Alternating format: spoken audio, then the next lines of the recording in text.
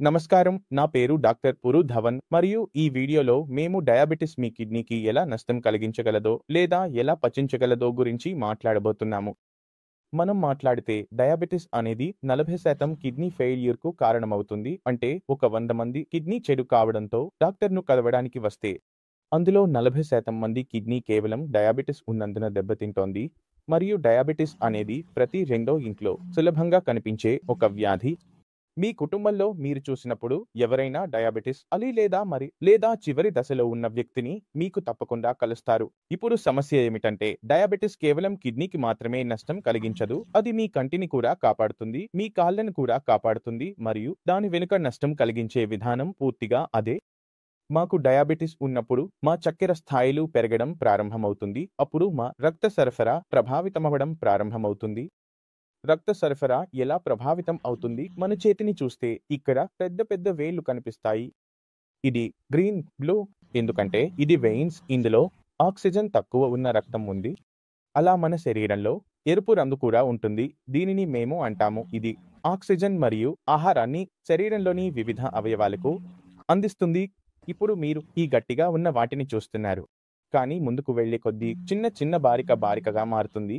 అంతగా వర్షం పడుతుంది. జుట్టు యొక్క మందం కూడా ఒక త్రెతిగా మిగిలిపోతుంది. అంతగా బరువుగా మారుతుంది. ఇప్పుడు ఆలోచించండి, ఇంత పొడవైన రక్త సరఫరా ఉన్నప్పుడు అక్కడ నష్టం జరిగితే అక్కడకు రక్తం చేరుకోలేరు. అందువల్ల వారు రక్తాన్ని పచిస్తున్న ప్రాంతం, వారు ఉండే ప్రాంతం దాని నష్టం చేయడం ప్రారంభిస్తుంది. మీ చక్కెర పెరిగినప్పుడు 203 మేము 400 వద్ద ఉండటం ప్రారంభించాము. మీరు మందులు తీసుకోలేదు, మీ డాక్టర్ చెప్పినది వినలేదు, జాగ్రత్తగా కూడా నడవలేదు. అయితే మీకు సంబంధించిన రక్త సరఫరా చెడు అయింది. అమ్మ యొక్క సెల్స్ కొంచెం పెద్దగా మారాయి. అందువల్ల వారి మధ్య ఉన్న మార్గం రక్త సరఫరా చిన్నది అయింది. రక్తం వెళ్ళలేకపోతుంది.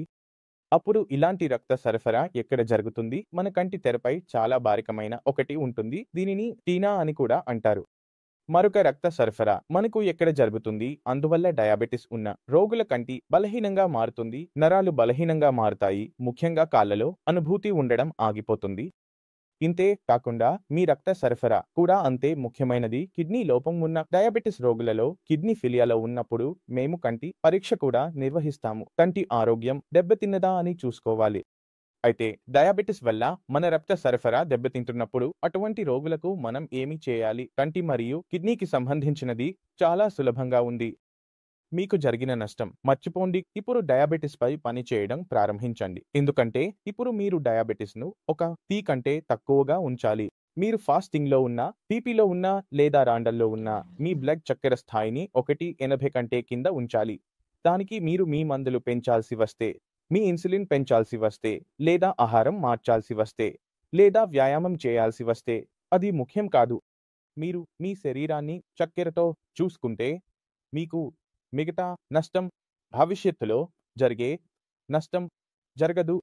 మొదటి పని ఇది చేయాలి. రెండవ పని మీరు ఏమి చేయాలి? చక్కెర కారణంగా మన శరీరంలోని వివిధ అవయవాలు బలహీనంగా మారిపోయాయి. ఇప్పుడు మనం దీన్ని చేయాలి. బలంగా చేస్తే పని చేయడానికి ఉన్న సామర్థ్యం పెరిగిపోతుంది. అది మన కంటిలా అయినా, మన కిడ్నీలా అయినా. మనం దీన్ని ఎలా చేయగలమో మనం సరైన ఆహారం తింటే. ఇప్పుడు మన ఆహారంపై చాలా శ్రద్ధ వహించాలి. తినేటప్పుడు మధురం తినకూడదు. పండ్లను ఎక్కువగా ఉపయోగించకూడదు. పండ్ల సలాడ్ను ఎక్కువగా తినాలి. అంటే ఫైబర్ను చాలా ఎక్కువగా తీసుకోవాలి. తద్వారా మీ శరీరానికి మంచి నోటిఫికేషన్ కూడా లభిస్తుంది మరియు మీ చర్మం కూడా శుభ్రంగా ఉంటుంది. మీ అంతరశాస్త్రంలో మైక్రోబయోమ్ బ్యాక్టీరియా కూడా మంచి విధంగా మీ శరీరాన్ని ఆరోగ్యంగా ఉంచడంలో సహాయపడుతుంది. ఇప్పుడు మేము మళ్ళీ కిడ్నీపై వస్తున్నాము. కాబట్టి ఏమి చేశాము అంటే పని చేశాము మరియు మా డయాబెటిస్ ను నియంత్రణలో ఉంచితే దానివల్ల నష్టం జరగడం ఆగిపోయింది.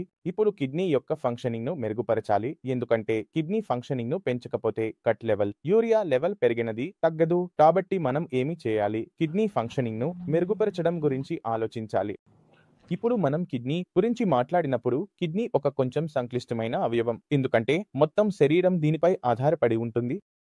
రక్తాన్ని శుభ్రం చేయడం ద్వారా మీ శరీరంలో ఎనర్జీ ఉంటుంది. కానీ రక్తం మురికిగా ఉంటే మీ శరీరంలో అలసట మొదలవుతుంది. మీ శరీరంలో వివిధ రకాల లక్షణాలు కనిపించడం ప్రారంభమవుతుంది. కిడ్నీ యూరియా కారణంగా మనం రక్తాన్ని శుభ్రం చేయడం తప్పనిసరి. అప్పుడు మనం మొదటి పని ఏమి చేస్తాం? ఆహారాన్ని నియంత్రించడం ద్వారా రక్తాన్ని తక్కువగా మురికిగా ఉంచుతాం. అంటే మనం ప్రోటీన్ తినకపోతే, లేదా తక్కువ తినితే, లేదా శరీరంలో మురికి ఎక్కువగా తయారు చేసే ఆహారాలను తినకపోతే మన రక్తం తులనాత్మకంగా శుభ్రంగా ఉంటుంది. ఎందుకంటే మురికిగా పనిచేయడం అంటే అది ఆహారంతో జరుగుతుంది. ఇప్పుడు డైట్ గురించి మరింత తెలుసుకోవాలంటే ఈ ఛానల్లో నేను చాలా వీడియోలు రూపొందించాను మరియు మీరు 11 వీడియోలను చూడాలని కోరుకుంటున్నాను. తద్వారా మీరు ఏమి తినాలి మరియు ఏమి తినకూడదు అనే విషయంపై పూర్తి సమాచారం పొందవచ్చు. కిడ్నీకి పనిచేసే సామర్థ్యాన్ని పెంచుకునే ఒక ప్రత్యేకత ఉంది. దీనిపై మేము మొదటి వీడియోలో కూడా చర్చించాము. కిడ్నీ లివర్లా పునరుత్పత్తి చేయదు. అంటే యూట్యూబ్లో వినే కిడ్నీ పునరుత్పత్తి అవుతుంది, కిడ్నీ డీటాక్స్ అవుతుంది అని కాదు. ఈ కారణంగా మేము మందులు తీసుకుంటూనే ఉంటాము మరియు స్థాయిలు పెరుగుతూనే ఉంటాయి. అప్పుడు మీరు కిడ్నీ ఫంక్షనింగ్ పెంచడానికి మొదట ఏమి చేస్తారు అంటే మీరు ఆ వాతావరణాన్ని ప్రేమిస్తారు. ఆ వాతావరణం సిద్ధం అయినప్పుడు మీరు మీ మందులు తీసుకుంటారు. మీ స్థాయిలు చాలా వేగంగా తగ్గుతాయి. ఇప్పుడు నేను మీకు ఒకటి నివేదికను తప్పకుండా చూడాలని కోరుకుంటున్నాను. రోగిని తప్పకుండా వినండి. అందువల్ల మీరు మీ జీవితాన్ని ఎలా మెరుగుపరుచుకోవాలో చాలా స్పష్టమైన ఆలోచన పొందుతారు. మరియు ఈరోజు మనతో ఉన్నారు మనిషి రోగి గురించి నేను దీర్ఘంసేహో చేయబోతున్నాను. అయితే మీ చికిత్స ఎప్పుడు ప్రారంభమైంది? ఇక్కడ నా చికిత్స 1 సంవత్సరం క్రితం ప్రారంభమైంది. అప్పుడు మీ డయాలిసిస్ ఎంత మేరకు జరిగేది? నా 2 డయాలిసిస్ ఉదయం మరియు సాయంత్రం జరుగుతున్నాయి. ఉదయం ఉదయం వారానికి ఇప్పుడు డాక్టర్ ఎంత చెప్పాడు? డయాలిసిస్ డాక్టర్ చెప్పాడు ఇప్పుడు ఖచ్చితంగా 3కి వెళ్ళాల్సి వస్తుందని. ఇప్పుడు నా 1 డయాలిసిస్ 1 జరుగుతోంది. అవును 2 చేయించుకోవాల్సి వస్తే మీకు అయింది. జీ చెప్పింది 3 చేయించుకో. అవును మీరు 1 డయాలిసిస్ చేయించుకుంటున్నప్పుడు ఏదైనా సమస్య ఏర్పడిందా? లేదు. ఎలాంటి ఇబ్బంది లేదు. పూర్తిగా ఉదయం నా యోగా చేస్తాను. సాయంత్రం కూడా తిరుగుతాను. నా రోజువారీ రొటీన్ అలాగే ఉంది. బాగుంది పని ఉంది కానీ వ్యాపారం లేదు. ఎలాంటి ఇబ్బంది లేదు మరియు నాకు ఎక్కువ ఆకలిగా ఉంటుంది. చాలా ఆకలిగా ఉంటే నాకు చాలా ఆకలిగా ఉంటుంది. సరే ఆరోగ్యం కాపాడుకోవడం చాలా ముఖ్యం.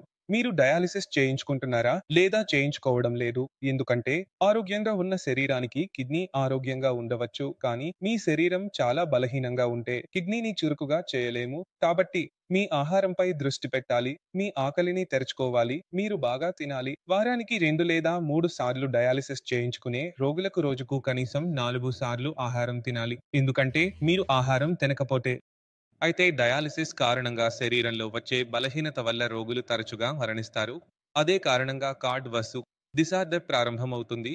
కాబట్టి ఆహారం తీసుకోవడం చాలా ముఖ్యమైనది. ఇప్పుడు మనం తెలిసి 2 యొక్క 1 కూడా ఆపలేదు.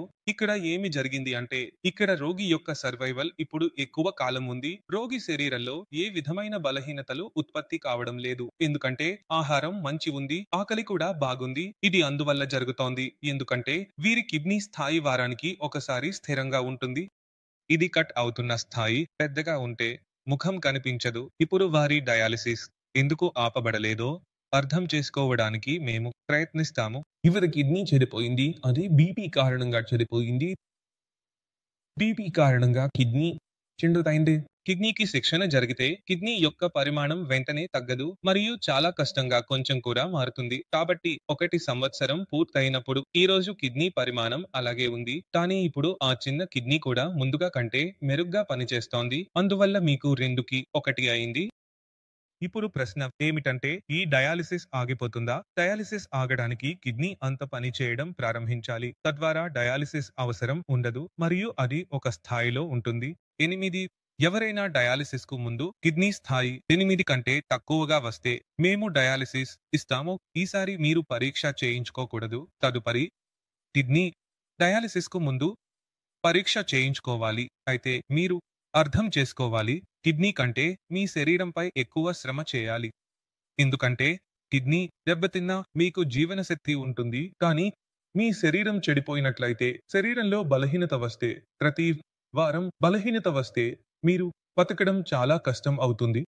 అయితే మీరు మీ శరీరాన్ని మొదట ప్రైవేట్ 2 మిగతా అన్ని చెడు చేసినట్లయితే మీరు ఆహారం మరియు పానీయాలను ఆపితే ఆ శరీరం పూర్తిగా తిరిగి ప్రారంభమవుతుంది. శరీరంలో నడవడానికి అంతగా బ్యాటరీ శక్తి ముగిసిపోతుంది. అలా ఎలా అంటే నా కవరి చాలా కష్టంగా ఉంటుంది. బాగుంది మీ శరీరంలో శక్తి ఉంటే తక్కువ ఉంటే మీరు అన్ని విషయాలను పొందగలుగుతారు. శరీరంలో శక్తి తగ్గితే చిన్న చిన్న వ్యాధి కూడా మరణించవచ్చు. మీరు స్వయంగా చూసి అర్థం చేసుకున్నట్లయితే మీ మనసులో ఎవరైనా డాక్టర్ ఉన్నా ఈ ఛానల్లో చాలా వీడియోలు ఉన్నాయి. ఒకటి రోగికి చాలా రోగుల గురించి ఉన్నాయి. కాబట్టి మీరు వాటిని 11 చేసి చూడవచ్చు.